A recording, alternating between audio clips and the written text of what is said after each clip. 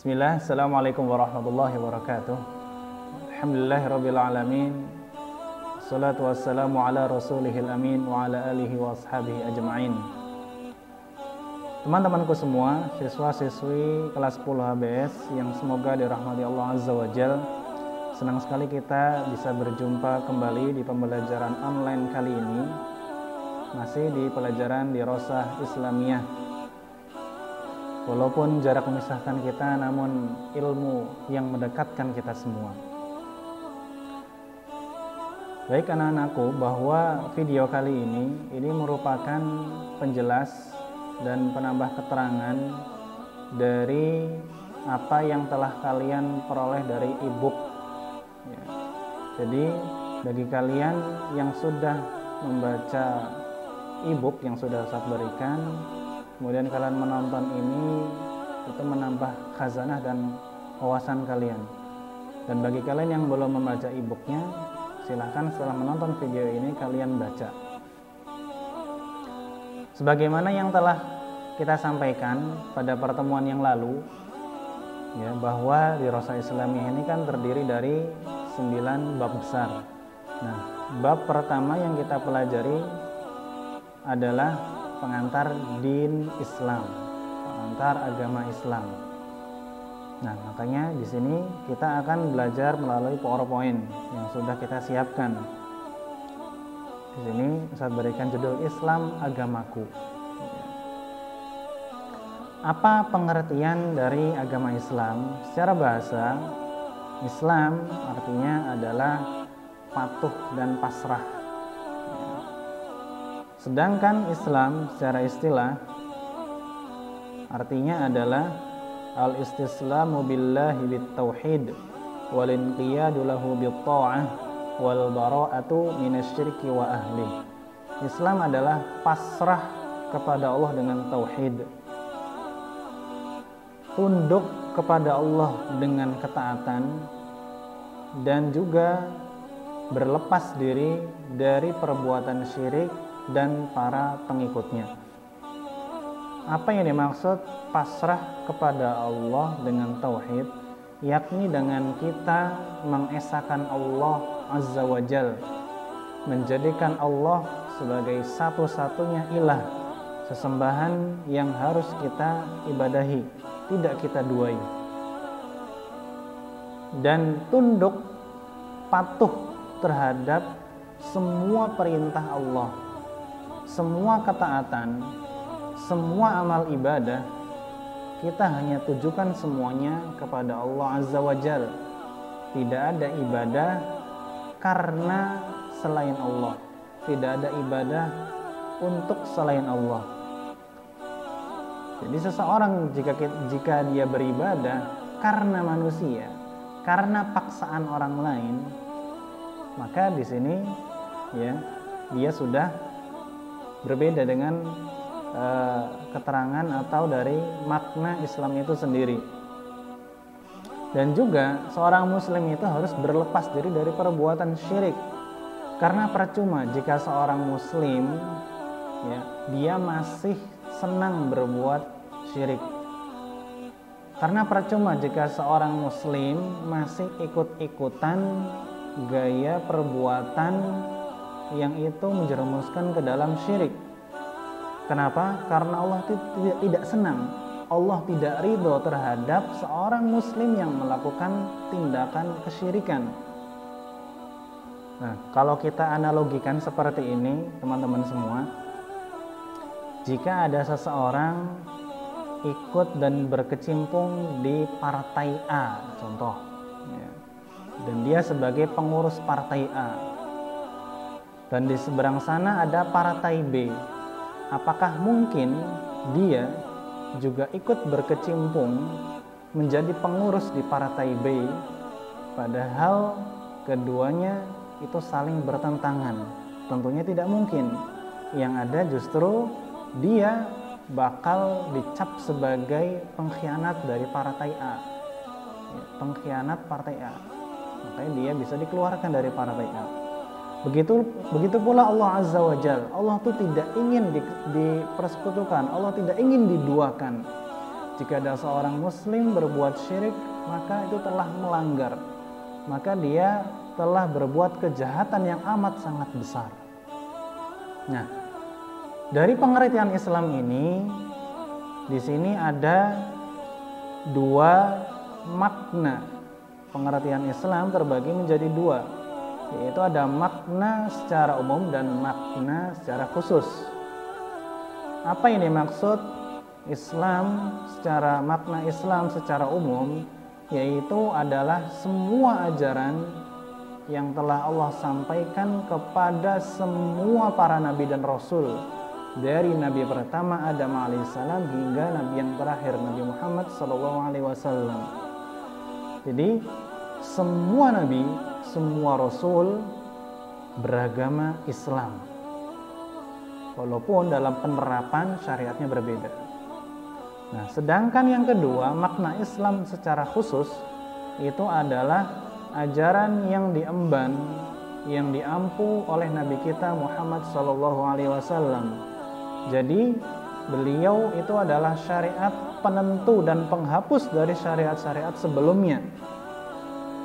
Maka kita yang hidup saat ini, yang mana kita sebagai umatnya Nabi Muhammad SAW, ya, jika kita mendapati ada seseorang yang memiliki kitab Taurat, ada seseorang yang memiliki kitab Injil, maka dia tidak dikatakan sebagai muslim, tidak beragama Islam.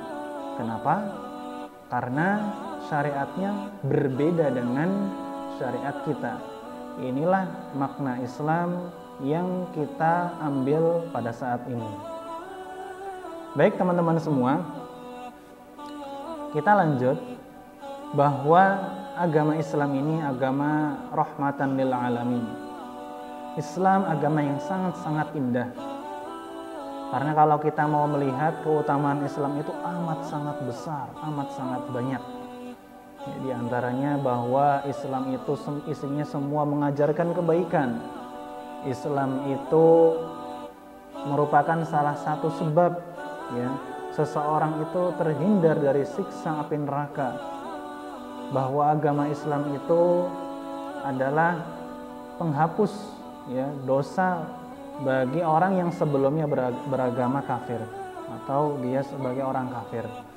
Nah, untuk lebih jelasnya, sini sudah Ustadz sisipkan link terkait keutamaan Islam dan keindahannya. Bisa kalian klik nanti di pojok kanan atas atau nanti di kolom deskripsi. Kemudian bahwa kita sebagai umat Islam harus paham betul konsep dasar agama Islam. Kenapa? Karena banyak fakta membuktikan banyak dari kaum muslimin yang mana dia kurang memahami agamanya sendiri. Sebagai muslim kurang mendalami apa sih kelebihan dan keistimewaan dari agama Islam. Maka kita perlu perhatikan ini semua. Yang pertama, bahwa agama Islam ini berdasarkan ilmu. Semua ajaran Islam itu turun dan bersumber dari Allah Azza wa Jal, dari Al-Quran dan dari hadis. Hadis sendiri yang disampaikan oleh Nabi Muhammad SAW itu bersumber dari wahyu Allah. Maka inilah Islam yang bersifat Rabbaniyah, yang sumbernya dari Allah dan semuanya kita tujukan hanya untuk Allah. Yang kedua, bahwa Islam bukan berdasarkan mayoritas, bahwa pendapat yang banyak belum tentu itu yang paling benar. Ya, bisa jadi pendapat yang lebih sedikit itu yang paling benar. Makanya kita hidup di zaman sekarang, kita merasa asing dengan Islam. Bada al-Islamu ghoriban wa sayaudu ghoriban kama bada.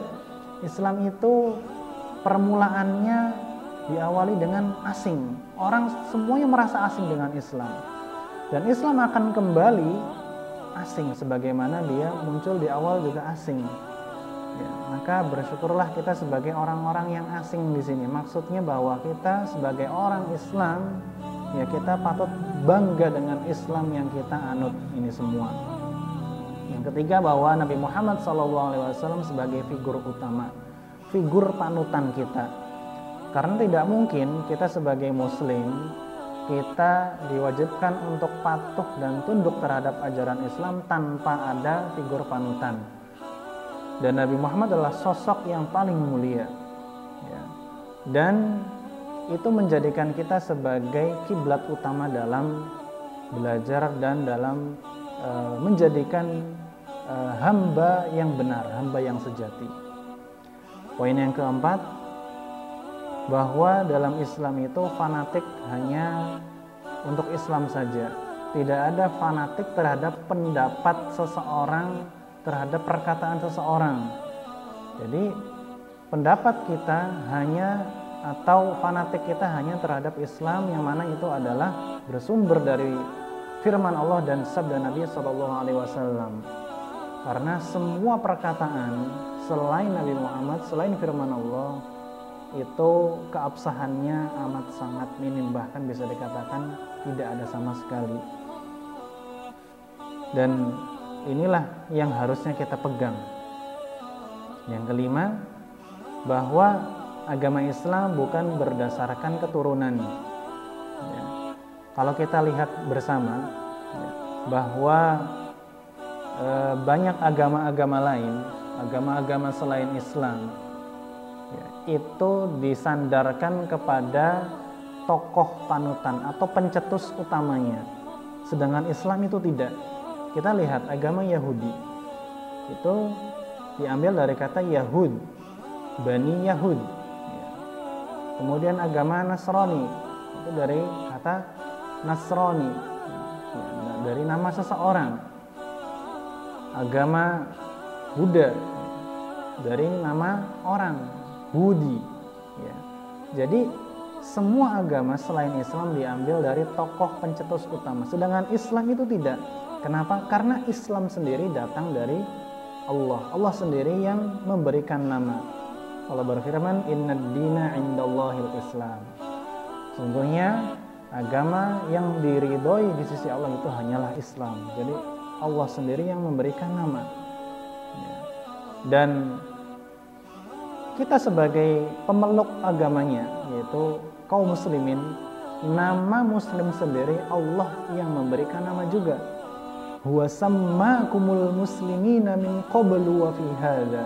Ya, Allah mengatakan seperti itu. Allah yang memberikan nama bagi kalian orang muslim, bagi orang-orang sebelum kalian.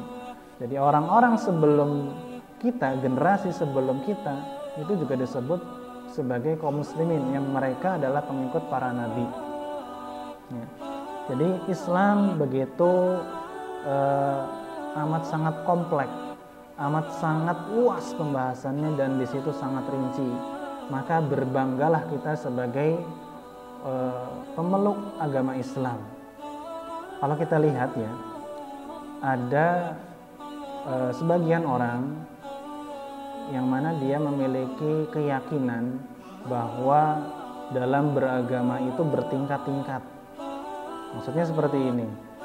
Taraf yang pertama syariat, kemudian taraf kedua hakikat, kemudian thariqat, yang paling tinggi adalah ma'rifat. Kalau levelnya masih bawah dan tengah, itu masih mengerjakan syariat, masih mengerjakan ajaran Islam. Kalau sudah makrifat, maka tidak perlu mengamalkan ajaran Islam. Pemahaman ini amat sangat keliru. Kenapa? Karena yang namanya manusia sebagai hamba Allah, ya, itu diwajibkan untuk beribadah kepadanya 24 jam sampai kapan? Sampai ajal menjemput kita. Makanya Allah sendiri mengatakan apa? Wa'bud rabbaka hatta ya'tiyakal yaqin. Dan sembahlah Rabbmu sampai ajal menjemputmu. Jadi ini adalah bantahan yang sangat telak terhadap pendapat yang tadi itu. Baik, anak-anakku semua,